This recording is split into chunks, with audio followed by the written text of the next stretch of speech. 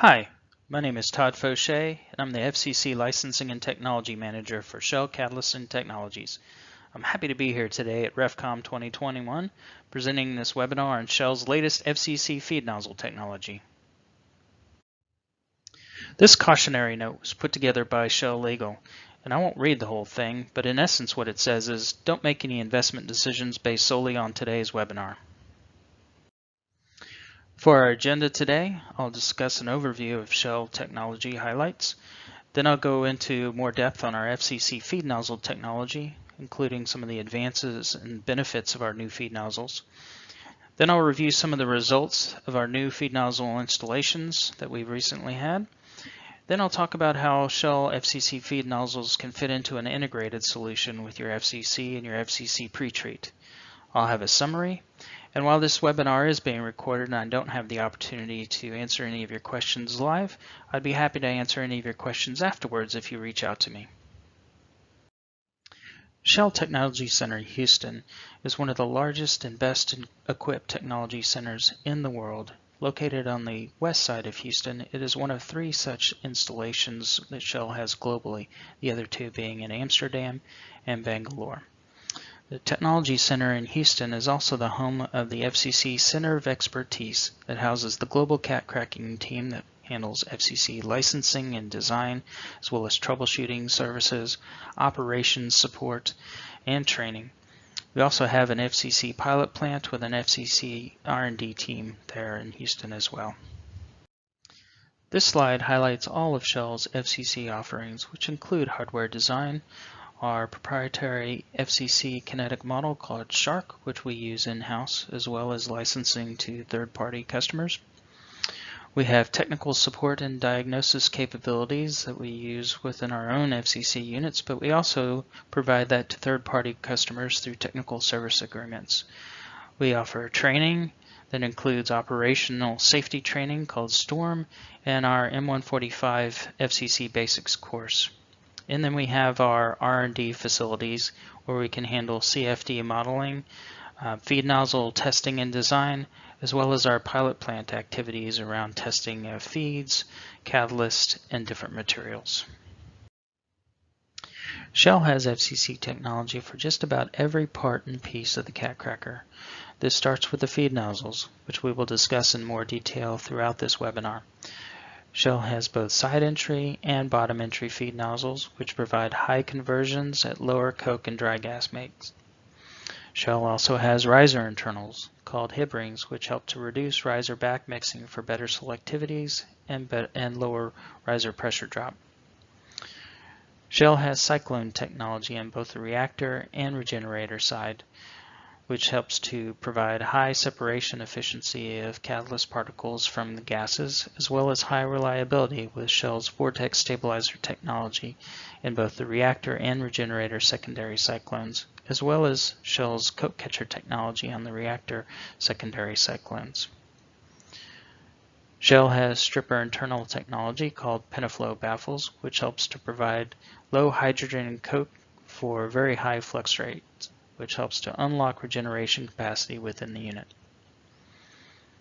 Shell has catalyst circulation enhancement technology, also known as CCET, which helps to degas the catalyst as it enters into the standpipes, providing the optimum fluidization gas for the catalyst in the standpipe for higher pressure build within the standpipe and higher pressure drop across the slide valves within the standpipe for better catalyst circulation rates.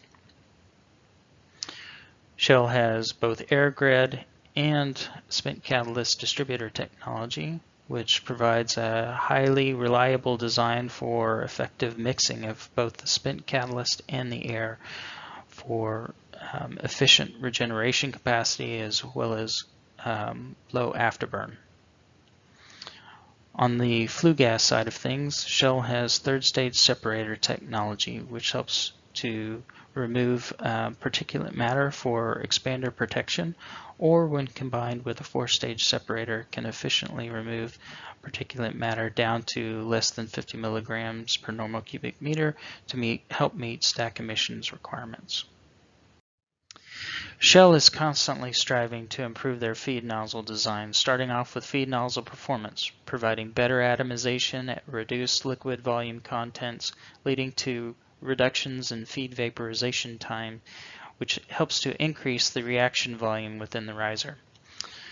Better feed spray design helps to improve catalyst and feed contacting, which helps to increase catalytic cracking reactions and reduce thermal cracking reactions. This in turn leads to high conversions and better liquid yields at low dry gas make and low coke make. But Shell doesn't stop at just performance of their feed nozzles. It looks for ways to improve mechanical integrity through highly reliable designs for erosion protection through Shell's Shroud design, as well as being able to provide designs that are easy to replace at low capital cost. Shell has decades of feed nozzle experience that include research and development, as well as design and operations of feed nozzles within our own units. Shell has both side entry feed nozzles and bottom entry feed nozzles designs that can handle feeds anywhere from gas oil to resid feedstocks, as well as others, providing high flexibility in feed types within the cat cracking unit. Shell is unique. We're not just an FCC licenser, but we're also an FCC operator with an active FCC R&D program. For over 30 years, Shell has been continuously improving our feed nozzle design by implementing our feed nozzles within our own FCC units and taking that operational experience, feeding it into our feed nozzle R&D program for better FCC feed nozzle equipment designs. We've had two primary focus areas in our feed nozzle development. One is in high performance, meaning higher conversions with lower dry gas and coke make, and two, high reliability, meaning consistent, stable yields over the complete cycle of the FCC unit. Shell recently upgraded its FCC R&D capabilities to include shadowgraph particle image velocimetry, or PIV for short, which uses high-speed photography to capture and categorize different liquid volume shapes within the feed nozzle spray. PIV droplet characterization revealed previously unidentified liquid content known as globules within the feed nozzle spray. These are non-spherical drops or liquid strands within the feed nozzle spray. Identification of these globules led to a redesign of Shell's feed nozzle technology, leading to better atomization and a step change in overall feed nozzle performance. Why is the identification of liquid globule content within feed nozzle spray important to feed nozzle design? Well, this slide tells the story. As you can see from these two pictures, the picture on the right and the picture on the left, previous methods of identifying the solder mean diameter, or the D32, of different sprays were inadequate in identifying non-spherical liquid volume content within the spray. These previous methods identify both the picture on the right and the picture on the left as having very similar solder mean diameters, but it can be seen quite clearly that the picture on the left has much better atomization of the spray, which would lead to better feed and catalyst contacting, better catalyst quenching, which would lead to higher conversions with lower coke make and lower dry gas make. The design advances that Shell made to its feed nozzles include many modifications to the internal components of the feed nozzles to reduce the liquid volume content, as well as increase the droplet count within the feed nozzle spray. Some of these internal changes include modifications to the steam distributor, as well as an optimization of the oil slot geometry, plus other internal modifications. Beyond performance enhancements, a continuation of the robust mechanical integrity of Shell's feed nozzle design helps to ensure good feed atomization and excellent performance across the entire run of the Cat Cracker. Improved spray coverage of the feed nozzles is attributed to the changes made to both the steam distributor and the oil slot design. These not only help to improve the atomization of the feed nozzles, but also help to reduce the erosion of the feed nozzles due to catalyst ingress into the feed nozzle slot and steam distributor. Shell's advances in its feed nozzle performance can be summarized as better spray coverage with better atomization and less liquid volume within the spray, all leading to faster vaporization of the feed. The better spray coverage means that there's better catalyst and oil contacting, leading to a quenching effect of the catalyst within the riser. As seen by the graph to the right, this shows up as a more even temperature distribution across the riser. The faster vaporization of the feed means that there's more reactor volume available for catalytic reactions. The better contacting of the oil and the catalyst means that there's a quenching effect, as mentioned previously. This leads to more catalytic reactions and less thermal reactions happening in the riser. And of course, the better contacting and the lower temperature of the catalyst also means that a higher catalyst circulation rate is needed for the same riser outlet temperature. This leads to better conversions. Reliability is the key to sustained performance of Shell's feed nozzle design in terms of conversion and yields throughout the full cycle of the cat cracker. Shell uses its feed nozzle shroud, as shown by the picture or the drawing to the right, to help protect the feed nozzle during normal operations from the erosive environment of catalyst in the riser. The shroud slot is designed to take the full spray of the feed nozzle to help prevent catalyst ingress and damage to the feed nozzle components themselves. The picture to the bottom right shows a feed nozzle still inserted into the shroud after it's made an entire run. As can be seen, the shroud itself shows some signs of wear to the refractory, but it is in otherwise good condition, whereas the feed nozzle oil slot and steam orifices, which are key components to its performance, show hardly any signs of wear at all. Over the next several slides, we'll review some audited results from several of Shell's feed nozzle installations. We'll start off with the Buckham Long Resid Cat Cracking Unit in Singapore. As can be seen from the graph and table to the right, the new feed nozzle design provided significant benefits to the Buckham Cat Cracker.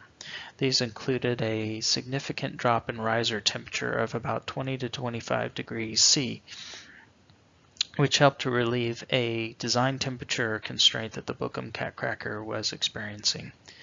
Even at the lower riser temperature, the Buckham Cat Cracker still had higher conversion and higher gasoline yield, coupled with a lower bottoms make and a lower dry gas make. As the table also shows, the C3 and C4 production was slightly down. This is due to the fact that the riser temperature was reduced, causing less gasoline overcracking in the Buckham Cat Cracker. However, if C3 and C4 production is important, then a more selective means of making C3s and C4 olefins can be employed through either catalyst reformulation or through ZSM5 additive. As mentioned, the bottoms content of the Buckham Cat Cracker after installation of the new Shell feed nozzles was reduced, and this was highlighted by the fact that the slurry content was reduced by almost 2 weight%. In essence, the new Shell feed nozzles were able to crack more of the slurry into more valuable gasoline product.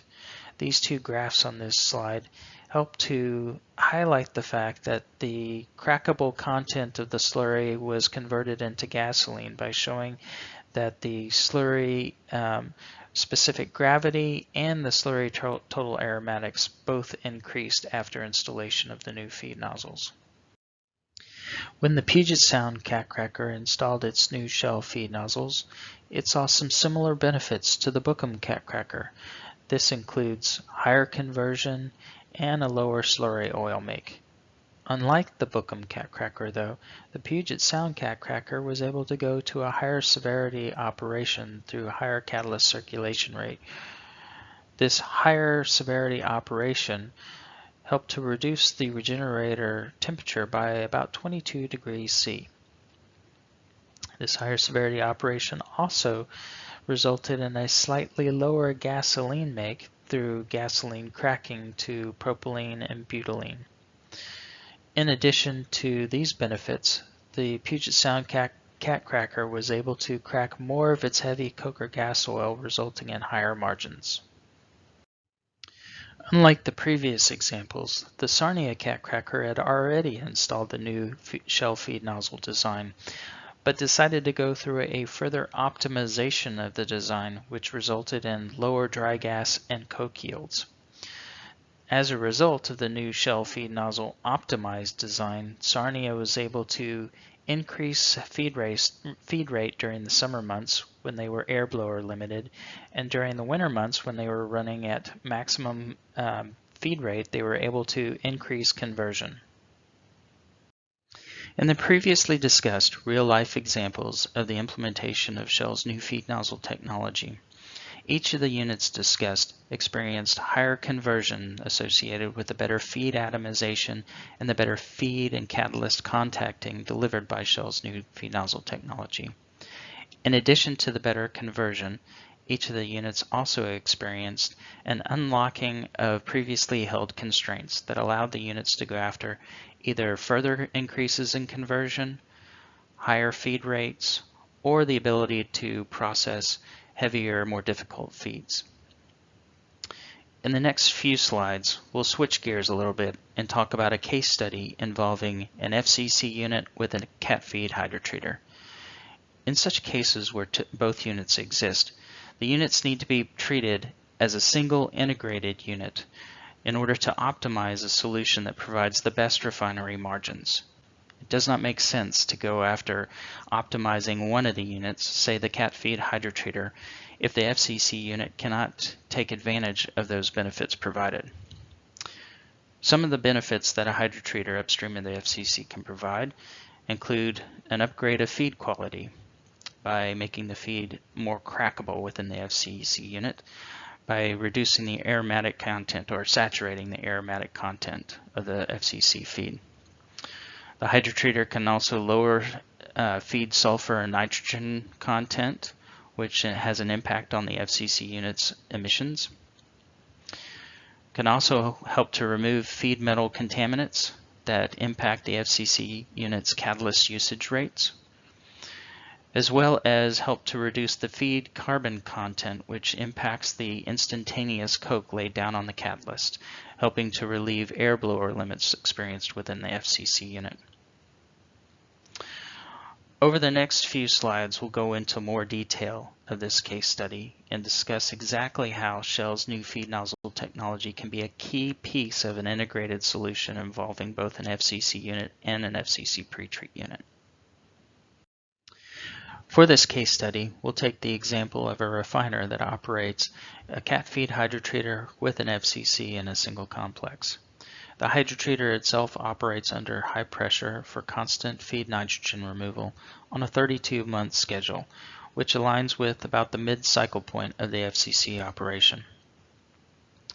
The FCC unit takes 100% of the cat feed hydrotreater feed, which results in about 60,000 barrels per day, and the FCC unit has a partial burn regenerator.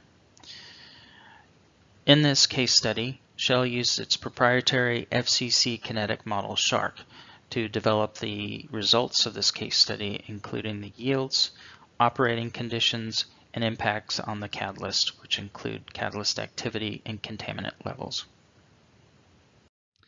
In the base case of this case study, the FCC operates without the benefit of Shell's new feed nozzle technology. The table to the right shows the results of the FCC operation and yields at start-to-run and end-to-run FCC pretreat feed qualities.